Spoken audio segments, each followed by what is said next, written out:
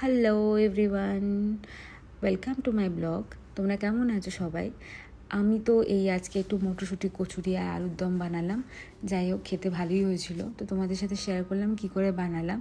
কড়াইশুঁটিটাকে তো ফার্স্টে আমি সিদ্ধ করে নিয়েছিলাম অল্প করে জলে, দেন একটু নুন আর একটু কাঁচা লঙ্কা পিষে নিয়েছিলাম। পিষে নিয়ে তারপর সর্ষের তেলে একটু কালো জিরে, একটু আদা কুচি আর একটু জিরে গুঁড়ো দিয়েছিলাম, দিয়ে পুরটা বানিয়েছিলাম।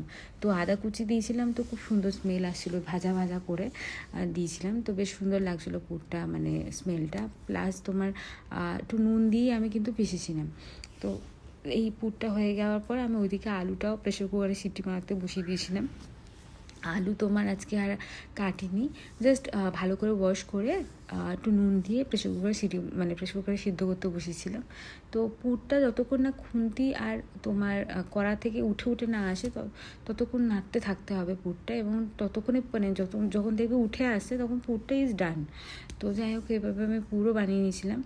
তো তারপরে তোমার এদিকে আমার সিটি পড়ে গেছিলো, তারপরে আমি আলুটাকে ভালো করে একটু হলুদ আর একটু লাল লঙ্কা গুঁড়ো মাখিয়ে রেখেছিলাম, আর সর্ষের তেলে একটু ভেজে নিলাম।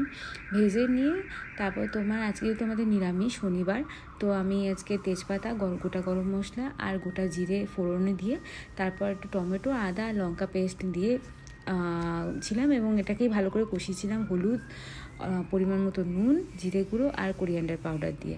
তারপর একটু জল দিয়ে ফুটিয়ে নেওয়ার পর যখন একটু দেখবে লেগে আসবে, তারপর একটু ঘি অল্প পরিমাণ আর গরম মশলা আর তোমার ধনেপাতা দিয়ে আমি লাস্টে আলু দমটা নামিয়ে নিয়েছিলাম। বেশ সুন্দর স্মেল এসেছিলো। এবারে আমার কচুরি করার পালা, আমার তো পুরো হয়েই আছে।